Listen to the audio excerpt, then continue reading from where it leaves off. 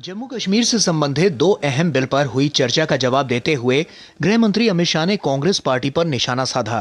गृह मंत्री ने कहा कि नेहरू जी ने कश्मीर को लेकर गलती ही नहीं ब्लंडर किया था। गृह मंत्री ने कहा कि नेहरू ने पहले ही सीज फायर कर लिया था। नेहरूवियन ब्लंडर, नेहरू के समय में जो ब्लंडर हुआ था, इसके कारण कश्मीर को भुगतना पड़ा। मैं मान्यवर इस सदन में खड़ा रहकर आपके आसन के सामने जिम्मेदारी के साथ कहता हूं कि दो बड़ी गलतियां जो पंडित जवाहरलाल नेहरू के प्रधानमंत्री काल में हुई, उनके लिए गए निर्णयों से हुई। इसके कारण सालों तक कश्मीर ने सहन करना पड़ा। एक सबसे बड़ी गलती, जब हमारी सेना जीत रही थी, पंजाब का एरिया आते ही सीज फायर कर दिया गया और पाक ऑक्यूपाई कश्मीर का जन्म हुआ। अगर सीज फायर 3 दिन लेट होता तो पाक ऑक्यूपाई कश्मीर आज भारत का हिस्सा। गृह मंत्री ने कहा कि ये बिल 70 वर्षों से जिन पर अन्याय हुआ, अपमानित हुए और जिनकी अनदेखी की गई, उनको न्याय दिलाने का ये बिल है। गृह मंत्री ने अनुच्छेद 370 हटाने के बाद जम्मू कश्मीर में आए बदलाव का भी अपने जवाब के दौरान विस्तार से जिक्र किया। जो अपमानित हुए और जिनकी अनदेखी की गई है, वो सभी लोगों को न्याय दिलाने का बिल है, उनको अधिकार दिलाने का। माननीय अध्यक्ष जी, ये बिल किसी भी समाज में जो डिप्राइव लोग होते हैं उनको आगे बढ़ाना चाहिए। ये भारतीय संविधान की मूल भावना है, परंतु उसके साथ साथ इसका सम्मान न कम हो, इस तरह से आगे बढ़ाना चाहिए। जम्मू कश्मीर पुनर्गठन संशोधन बिल 2023 के प्रावधानों के मुताबिक 2 सीटें कश्मीर विस्थापितों के लिए आरक्षित होंगी। इसमें से एक महिला होना जरूरी है। एक सीट पीओके के विस्थापित व्यक्तियों के लिए दी जाएगी। वहीं पहली बार 9 सीटें एसटी के लिए आरक्षित की गई हैं। एससी के लिए भी सीटों का आरक्षण किया गया है। परिसीमन आयोग की सिफारिश के पहले जम्मू में पहले 37 सीटें थीं, जिसे अब 43 कर दी गई है। कश्मीर में पहले 46 सीटें थीं, अब 47 हुई हैं। जम्मू कश्मीर विधानसभा में पहले 107 सीटें थीं, जो अब बढ़कर 114 हो गई हैं। गृह मंत्री ने बिल पर चर्चा के दौरान अपने जवाब में कहा कि प्रधानमंत्री मोदी ने अनुच्छेद 370 हटाया, जो एक अस्थायी प्रावधान था। आर्टिकल 370 के अंदर ऊपर टेम्पररी प्रोविजन लिखा गया है। टेम्पररी का मतलब क्या होता है? आजीवन अधिकार हो गया ना जी। कब का जाना चाहिए था, हिम्मत नहीं थी। नरेंद्र मोदी जी ने हिम्मत करी और धारा 370 को समाप्त किया। कोई वादा खिलाफी नहीं। एक स्पिरिट जो संविधान का था कि आर्टिकल 370 टेम्पररी है, ये टेम्पररी का दिन ही नहीं आता था। मोदी जी ने 5 अगस्त को वो दिन ला दिया और टेम्पररी था वो चला गया। गौरतलब है कि जम्मू और कश्मीर आरक्षण अधिनियम 2004 में संशोधन करता है और अनुसूचित जाति, अनुसूचित जनजाति और अन्य सामाजिक और शैक्षिक रूप से पिछड़े वर्ग के सदस्यों को नौकरियों और व्यावसायिक संस्थानों में प्रवेश में आरक्षण प्रदान करता है। अब ये दोनों अहम बिल लोकसभा से चर्चा के बाद पारित हो गए हैं। जिस तरह बिल को सदन में प्रमुख दलों का समर्थन मिला है, उससे इसी सत्र के दौरान इन विधेयकों के संसद से पारित होने की पूरी उम्मीद है। Parliament team, DD news, Delhi. तो बेहद अहम है ये दोनों विधेयक और आज हमारा विशेष भी इसी पर आधारित है। हमारी विशेष चर्चा इसी पर आधारित रहेगी। जम्मू कश्मीर नए कानूनों से लिखेंगे नई इबारत। आज हमारी विशेष चर्चा का विषय है जम्मू कश्मीर नए कानूनों से लिखेंगे नई इबारत। 2 नए कानून आज लोकसभा से पारित किए गए हैं और जल्द ही ये राज्यसभा से पारित होने के बाद जब राष्ट्रपति द्वारा साइन हो जाएंगे, उसके बाद ये कानून बन सकेगा। तो इस कानून से नई इबारत लिखने की तैयारी है जम्मू कश्मीर में और यही आज हमारे विशेष का विषय है। जम्मू कश्मीर नए कानूनों से लिखेंगे नई इबारत। और इस विषय पर बातचीत करने के लिए हमारे साथ 2 खास मेहमान जुड़े हुए हैं। उनसे आपका तारुफ करा दें, उनका परिचय करा दें। हमारे साथ आरती टिक्कू जुड़ी हुई हैं, वरिष्ठ पत्रकार हैं। बहुत स्वागत है आरती जी। और हमारे साथ राकेश शुक्ला जुड़े हुए हैं, वरिष्ठ पत्रकार। राकेश जी, बहुत स्वागत है। और राकेश जी, आपके साथ अगर शुरुआत करें और समझना चाहें कि आखिर किन मायनों में विशेष हैं ये दोनों कानून, क्या कुछ बदलाव लेकर आएंगे, क्यों जरूरी रहे ये कानून? सबसे महत्वपूर्ण इसमें ये है कि ये दोनों जो बिल पास हुए हैं वो जम्मू कश्मीर निवासियों के राजनीतिक सामाजिक और जम्मू कश्मीर छोड़ के बाहर विस्थापित जीवन गुजार रहे कश्मीरी पंडितों के राजनीतिक न्याय दिलाने वाला है। आप देखें कि 90 के दशक में जिस तरीके के हालात वहाँ उत्पन्न हुए, बहुत सारे कश्मीरी पंडितों ने अपना पूरा संपत्ति छोड़ के जान बचा के आज भी विस्थापित के रूप में बड़े बड़े शहरों में, दिल्ली, हैदराबाद, बेंगलुरु जैसे शहरों में रह रहे हैं। और दूसरा, वहाँ पे आपके रिफ्यूजी कैंप में भी वो अपना जीवन गुजार रहे हैं। जिनके पास जम्मू कश्मीर को समृद्धशाली बनाने की शक्ति थी, सुंदर कश्मीर को लेके वो चल रहे थे, सांस्कृतिक विरासत को लेके चल रहे थे, आज उन्हें विस्थापन का जीवन गुजारना पड़ रहा। 2019 में जब धारा 370 हटाई गई, हटाने के बाद अब विस्थापित लोगों को पुनर्स्थापित का एक प्रयास केंद्र सरकार की तरफ से किया जा रहा। वो प्रयास तभी सफल होगा जब आप सीमावर्ती क्षेत्रों में रहने वाले समाज के लोगों को सामाजिक न्याय दे पाएंगे और बाहर रहने वाले कश्मीरी पंडितों को वहाँ पे राजनीतिक न्याय दे पाएंगे। और इसीलिए देखिए, ये दोनों विधेयक, चाहे वो आरक्षण का हो और चाहे दूसरा वाला बिल हो, ये दोनों बिल कहीं ना कहीं जम्मू कश्मीर में रहने वाले और जम्मू कश्मीर के पुराने बासिंदों को न्याय देने वाले बिल साबित होंगे। जी, निश्चित तौर पर। आरती टिक्कू जी, आपका क्या टेक है इसमें, क्योंकि ये बार बार कहा जा रहा है कि ये कश्मीरी पंडितों को उनका हक हकूक जो है वो दिलाने वाला कानून साबित होगा जब ये पारित हो जाएगा। किस तरह से इसको देखती हैं, क्या कहना है आपका? देखिए, मुझे लगता है कि गृह मंत्री अमित शाह जी ने जो आज तो एक जो भाषण दिया और जो दो अहम बिल लाए, वो यकीनन ऐतिहासिक ब्लंडर्स जो नेहरू जी से हुए, वो सीजफायर की बात जो उन्होंने की, और दूसरी बात जो दूसरा ब्लंडर जो उन्होंने किया 370 देकर, 35A देकर, उसकी वजह से ऐतिहासिक तौर पे कश्मीरी हिंदू हमेशा डिप्राइव्ड रहे अपने अधिकारों से। कई सारे इश्यूज में 1989-90 से पहले की दशा भी जो कश्मीरी पंडितों की थी कश्मीर में, वो बहुत अच्छी नहीं थी। लेकिन 1990 में जब विस्थापन हुआ कश्मीरी हिंदुओं का, नरसंहार हुआ, और उसकी वजह से 3 लाख से भी ज्यादा कश्मीरी हिंदू बिखर गए। और बहुत ही भावुक स्पीच दिया गृह मंत्री ने। उनकी आवाज में, उनके शब्दों में पूरी ऑनेस्टी थी और उन्होंने बहुत ही अच्छे तरीके से बताया, डिस्क्राइब किया कि कश्मीरी पंडितों के साथ क्या हुआ। और मुझे लगता है कि ये सबसे बड़ा ऐतिहासिक कदम लिया है जब गृह मंत्री ने ये अनाउंस किया कि 2 सीट्स वो विस्थापित कश्मीरी हिंदुओं के लिए वो रिजर्व कर रहे हैं। इससे एक तो ये है कि जो जिस देश में हमारी अपनी ही आवाज, मैं एक विस्थापित कश्मीरी हूँ, अपनी ही आवाज को हम कहीं लोगों तक नहीं पहुंचा पाए, कोई सुनने वाला नहीं था।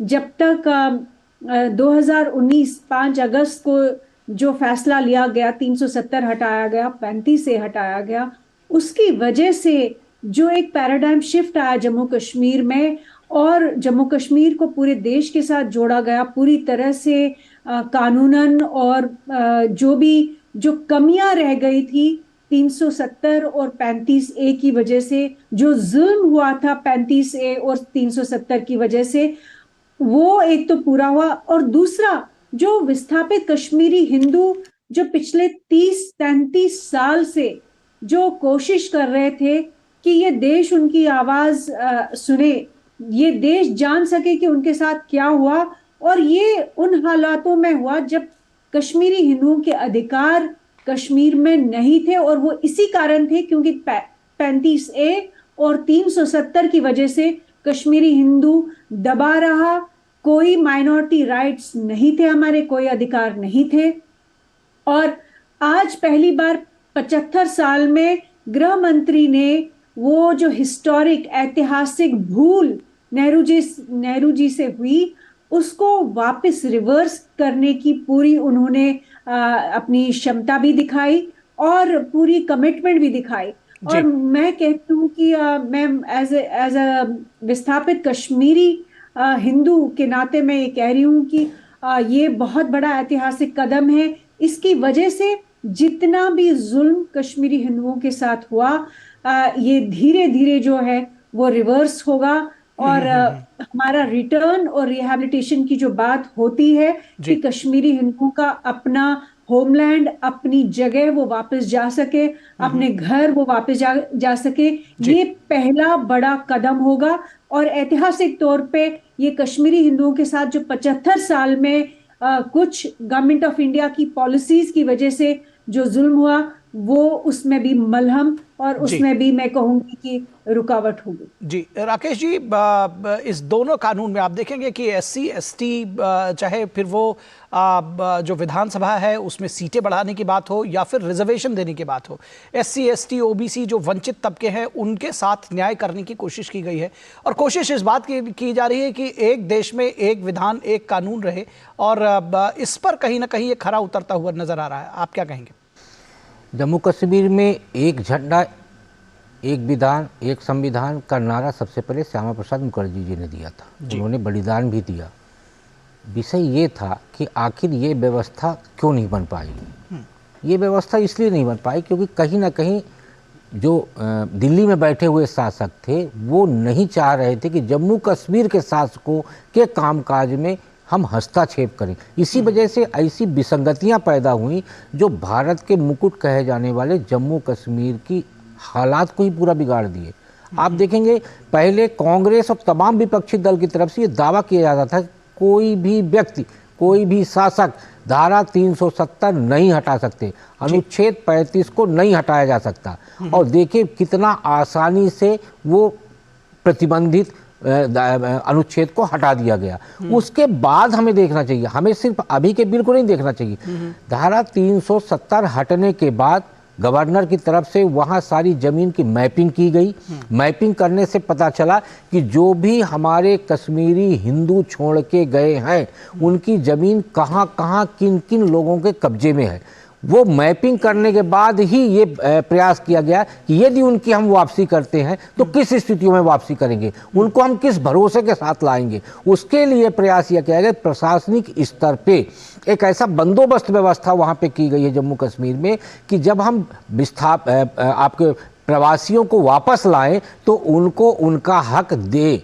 इसके अलावा जो भी व्यक्ति 1948 से लेके आज भी सामाजिक रूप से बिल्कुल पिछड़ा हुआ है उसको समाज की मुख्यधारा में कैसे लाया जाए। समाज की मुख्यधारा में लाने के लिए 2-3 विषयों पे काम हुआ। पहला कि उनको अधिकार संपन्न बनाया जाए। अधिकार संपन्न बनाने के लिए वहाँ 2 तरह की थ्योरी दी गई थी। एक तो पहाड़ी भाषा के रूप में उनको बांटा गया था और दूसरा उनको ये कहा गया था कि भाई आप जातिगत हिसाब से जो प्रबल है उसको अधिकार है और जो निर्बल है उसको कोई अधिकार नहीं है। तो अब एक व्यवस्था ये दी गई है कि जो भी वहाँ SC ST या अन्य पिछड़ा वर्ग के लोग वो माने जाएंगे जो आपके सीमावर्ती क्षेत्र में रह रहे हैं। उसमें कोई जाति नहीं होगी, वो पिछड़ा वर्ग होगा। क्यों? क्योंकि वो सामाजिक आर्थिक रूप से पिछड़ा हुआ है। उसकी समृद्धि से ही जम्मू कश्मीर की समृद्धि हो पाएगी। तो ये विधेयक कहीं ना कहीं ये दिखाता है कि केंद्र सरकार सिर्फ कहती नहीं है बल्कि सामाजिक न्याय की दिशा में ठोस कदम उठाती भी है। जी राकेश जी, आपने जिक्र किया तो आज आपने गृह मंत्री को सुना होगा जब उन्होंने इस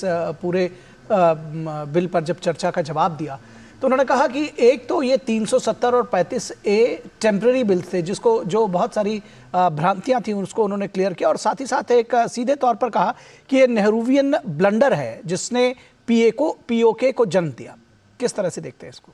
मैं वही कहा ना कि जो दिल्ली में उस समय पर बैठे हुए थे उन लोगों ने वहाँ अब्दुल्ला परिवार के साथ जो उनके संबंध थे तो कई जगहों पर ये आया हुआ है कि नेहरू और अब्दुल्ला परिवार के संबंधों के चलते ही जब आपके रियासतों के विलय का काम हुआ तो नेहरू जी ने कहा कि जम्मू कश्मीर के विलय का काम हम लेते हैं।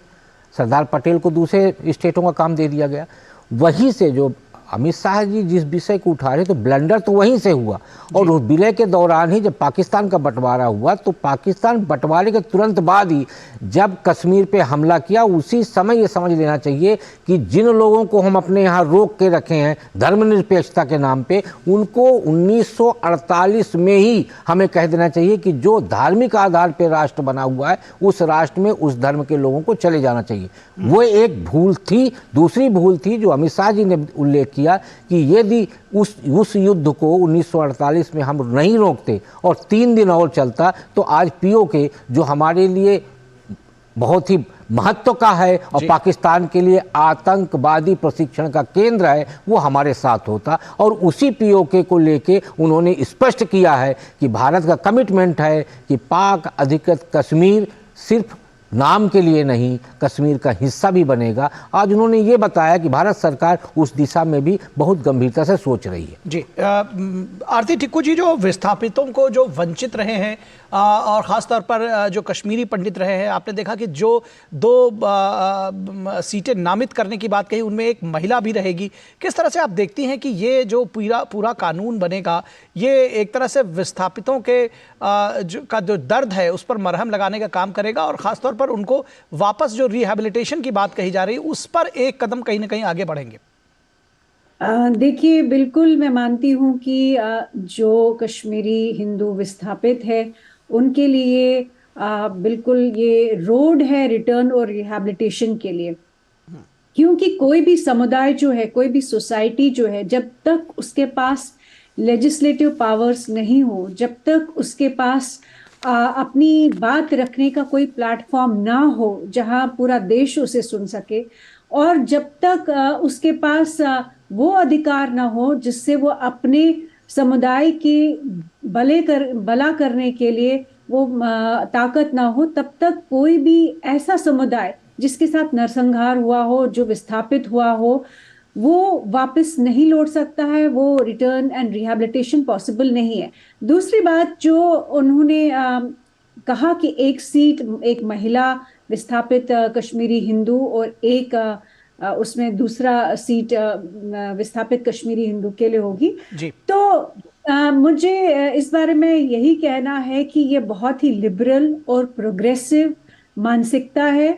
इसमें उन्होंने जेंडर न्यूट्रलिटी और जेंडर इक्वालिटी दिखाई है, जो बहुत कम हम देखते हैं जब भी आरक्षण की बात होती है या जब भी पॉलिटिक्स में, स्पेशली राजनीति में महिलाओं के लिए बहुत कम पार्टीज ने कुछ करके दिखाया है। ये शायद पहली पार्टी, इनफैक्ट पहली पार्टी है भारत देश में जहां औरतों के लिए बराबर के अधिकार दिए जा रहे हैं।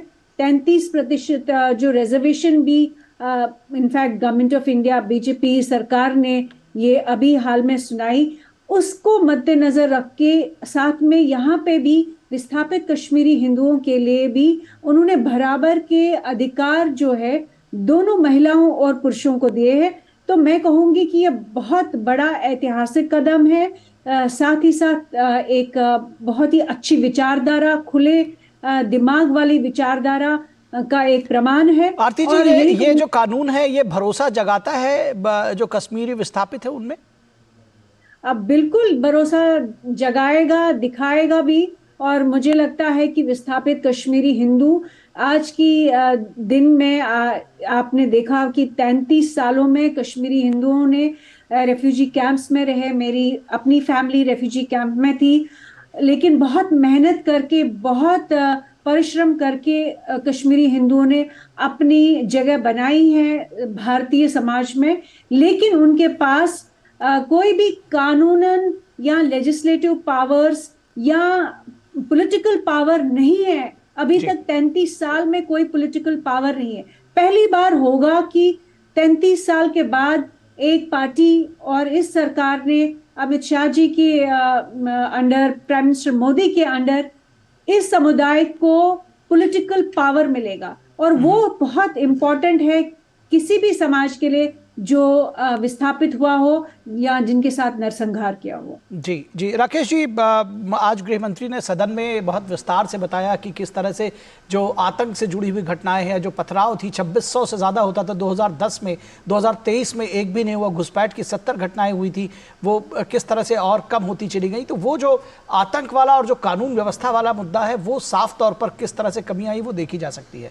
बात विकास की, डेवलपमेंट की होती है, उसका भी एक बड़ा पैराडाइम शिफ्ट आया है जम्मू कश्मीर में 2019 के बाद से। किस तरह से उसको देखते हैं और आपको लगता है कि ये कानून बन जाने के बाद वो जो गति है वो और तीव्र होगी? देश में दो हिस्सों को हमेशा अलग करके रखा गया, एक जम्मू कश्मीर को, एक पूर्वोत्तर को। आप देखेंगे अभी तक की सरकारों ने कभी भी नॉर्थ ईस्ट को इस तरीके से कनेक्ट नहीं किया कि वो लोग अपने को भारतीय माने और भारत के लोग भी नॉर्थ ईस्ट के साथ किसी तरह से संपर्क संबंध बना सके। जी, जम्मू कश्मीर के साथ भी यही हुआ। आप देखिए जब भारत में जीएसटी लागू की गई, जीएसटी के प्रावधान से ही जम्मू कश्मीर को भारत का हिस्सा बनाने का प्रयास शुरू हो गया। जम्मू कश्मीर के लोगों को भी ये विश्वास दिया जाने लगा कि भारत के अन्य हिस्से और जम्मू कश्मीर दोनों में कोई अलगाव नहीं है, दोनों एक है। और उस कड़ी को आप देखिए, अब आगे चलते चलते आज एयरपोर्ट कनेक्टिविटी में आप देखेंगे तो जम्मू कश्मीर में फ्लाइट आने जाने की संख्या बढ़ गई है। पर्यटकों के आवक जावक की संख्या देखेंगे तो कम से कम 5 गुना की वृद्धि हुई है। जम्मू कश्मीर पहुंचने के लिए आप रोड कनेक्टिविटी देखेंगे तो नितिन गडकरी जी, केंद्रीय सड़क परिवहन मंत्री, बार बार ये बात बताते हैं कि लेह लद्दाख जम्मू, श्रीनगर से लेह लद्दाख और मनाली से लेह लद्दाख को लेकर कम से कम 18 टनल वो बना रहे हैं। और उनका ये कहना है कि हम लोग सुना करते थे कि कश्मीर से कन्याकुमारी तक सड़क होगी, वो आज साफ तौर पे हो रहा है कि कश्मीर का व्यक्ति भी कन्याकुमारी जा सकता है और कन्याकुमारी का व्यक्ति भी सड़क से कश्मीर जा सकता है। यानी कश्मीर में धारा 370 हटने के बाद जो उल्लेख गृह मंत्री अमित शाह जी हाउस में कर रहे हैं, ये सच्चाई है कि अक्सर पथराव जो होता था, आज पथराव करने वाले लोग वहाँ से नहीं गए हैं, वही हैं, लेकिन वो सुधर क्यों गए, वो बिगड़े हुए क्यों थे? ऐसे कौन से अलगाववादी तत्व थे जिनको कहाँ से ताकत मिलती थी कि वो वहीं के नागरिकों को सुधरने की बजाय बिगाड़ने का प्रयास कर रहे थे? और आज वही अलगाववादी क्यों लुप्त प्राय हो गए हैं? जी जी, निश्चित तौर पर तो ये दोनों जो बिल है वो भी एक बड़ा बदलाव लेकर आएंगे। जो बदलाव की जो गति है, सार्थक सकारात्मक बदलाव की, उसको और तीव्र कर देंगे। आरती टिक्कू जी, बहुत शुक्रिया हमारे साथ जुड़ने के लिए, और राकेश शुक्ला जी, आपका भी बहुत शुक्रिया हमारे साथ जुड़ने के लिए और अपने विचार साझा करने के लिए। और रुकेंगे एक छोटे से ब्रेक के लिए, कहीं मत जाइएगा, जल्द हाजिर होंगे।